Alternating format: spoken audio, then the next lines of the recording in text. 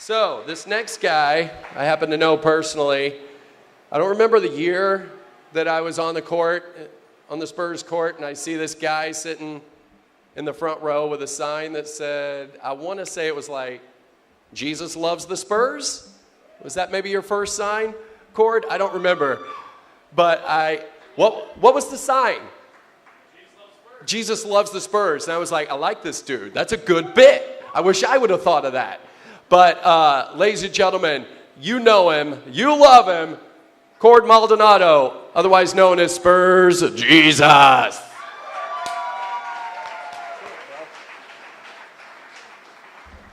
Of course, thank you, Rob, and everybody that's here hanging out. How's everybody feeling? Of course, having a good time. We appreciate you guys coming out to Rosedale Park. Thanks for everybody being here. Of course, my family and friends. Thank you so much. And you know what? Let's just get into this, right? So, my whole story is basically about the evolution of a brand. So let's talk about that. So, I've always absolutely despised shaving. And so that's why I decided to let my beard grow out. And in 2008, I decided it'd be a good idea to be Jesus for Halloween out of despising shaving. So I went to my older brother's house for a Dallas Cowboys barbecue, and he thought it was a good idea to dress like Jesus and go to the Spurs games. I thought that was a genius idea. I thought holding a sign that said Jesus loves the Spurs would land me on SportsCenter, which has always been an aspiration of mine. Still is. We'll talk about this later. But eventually, I was presented with the opportunity to sit courtside, and I did, holding the sign. All with the idea of shining a light on a team that was a small market team that didn't get enough media attention. LeBron James could post a tweet about himself erasing his phone, and it would get more attention than the Spurs would for winning their 5th championship, and that was just not acceptable. So San Antonio being a small market team, we didn't have the Spike Lees, the Jack Nicklaus's of LA that sat courtside, the courtside celebrities. And of course, there's no more recognizable celebrity than Jesus himself. So I thought sitting courtside at San Antonio Spurs games would bring attention to our small market team. And so I did. And what would Jesus do? Jesus would not say no to anybody who asked for a selfie, which I've never have. So, in doing so, I always asked one favor in return: post me, tag me on your page. That's how I got the name Spurs Jesus, and eventually my page blew up with fans, and I appreciate you guys. That also led into a lot of charity things and offers to do charity events, which is me running a 5K marathon for the San Antonio AIDS Foundation, which led into many, many other charitable events, which was my own way of silencing the naysayers and how anybody might say what I'm doing is blasphemous. How can you tell anybody know about what they're doing when they're kissing a puppy? So over a long time, since 2011, I've done many, many charitable events, hundreds of charitable events, and I will surely share those with you guys on my website, spursjesus.com. Go look it up.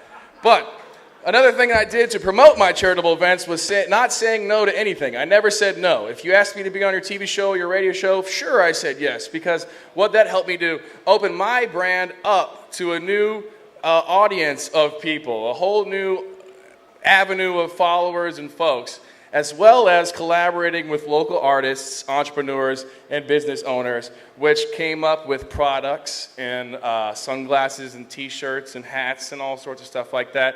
Hot dogs, the Spurs Jesus Sriracha dog. Thank you, Pugles.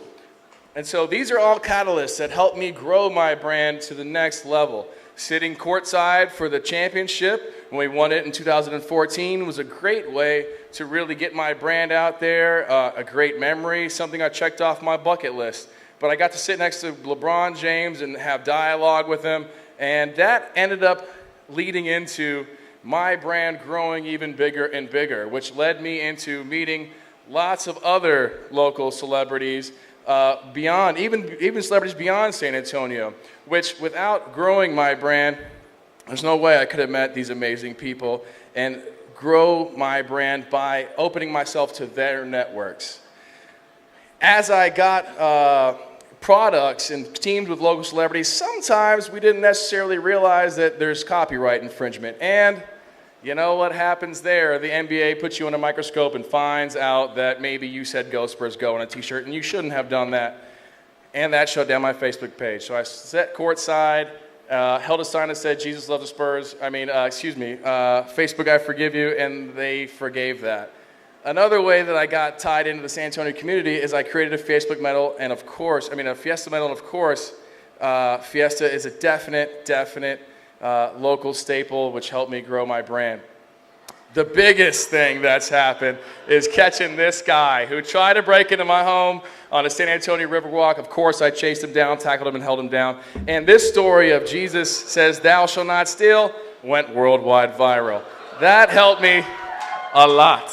I really appreciate that. So growing the network is the whole process and the point of this story. So as my celebrity brand grew bigger and bigger, I decided I needed to get more content on social media. So I posted pictures of my food. I love to cook. MasterChef picked up on it and invited me to come out and try out for MasterChef, which basically opened my audience up to the culinary world. And I've been opening my following up to many different avenues here with you guys as PechaKucha. That landed me being the best local celebrity by the San Antonio Current. Shout out San Antonio Current! Yes. Thank you guys for voting me best local celebrity, an honor. That, fortunately and unfortunately, charity work gets expensive. If you continue to do lots of charity work, that takes time away from your actual day job. But I've got to a crossroads of, do I continue to be Spurs Jesus and do charity work, or do I go back to my day job and make money? Luckily, with sponsorships, they've supported my drive to help out the community. And so that's led into being honored by San Antonio with Halloween costumes, a character incarnation. I'm now Riverwalk royalty, and the Gridiron Showdown sang me a song that was dedicated to me, and these things are just absolutely humbling and amazing, and I appreciate San Antonio recognizing what I'm doing. In order to continue supporting my brand and my sponsors, I took my car, an old school 1973 Buick Electra, and tricked it out into the Spurs Jesus Mobile, and I could show off my brand and my sponsors with it. You'll see it soon. What's next for Spurs Jesus? Like I said, I wrapped up my campaign as Prince of the Riverwalk this year, and next I'm running for LLS's Leukemia and Lymphoma Society's Man of the Year for 2018, and I'm very proud and excited to be running this campaign, and hopefully with your support, we will make sure that we win that as Man of the Year for the Tricentennial 2018. Thank you, San Antonio. I love you guys. Let's hear it for Cord. Okay, Cord. Inquiring minds want to know. You kept mentioning this day job thing. What is your day job? Do you have one? So as a healer, I own a fitness company during the day. Being healthy and helping San Antonio be healthy is near and dear to my heart. Yeah. You know, hey, it's a balance, okay? It's work hard, play hard.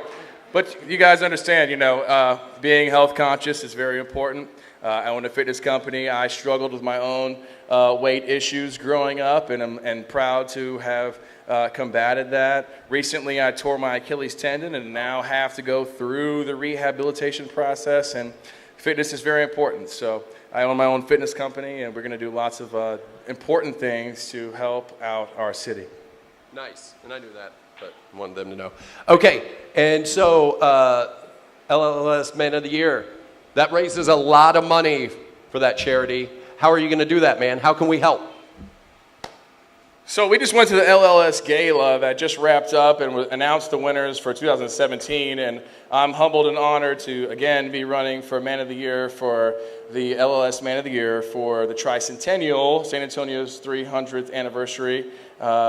But in order to raise money for that, you definitely need to follow me on social media at Spurs Jesus on Facebook and Twitter and all that stuff, Instagram as well, because I'm going to be inviting you guys to many, many events and many, many parties and many, many avenues of ways that you can help donate money to a great cause. I think last year in 2017, LLS raised about $1,375,000, and the winner for the woman of the year raised about $260,000, and the guy, man of the year, raised about $150,000. So yeah, that's about a house or a few things that you can purchase in San Antonio. And I promise you, if you guys come out and support me, you will not see Spurs Jesus on a yacht. We'll be giving money back to San Antonio and LLS and all the causes to help support blood cancer and things like that and find a cure for these issues. So I need your help. Please stay tuned. Follow me.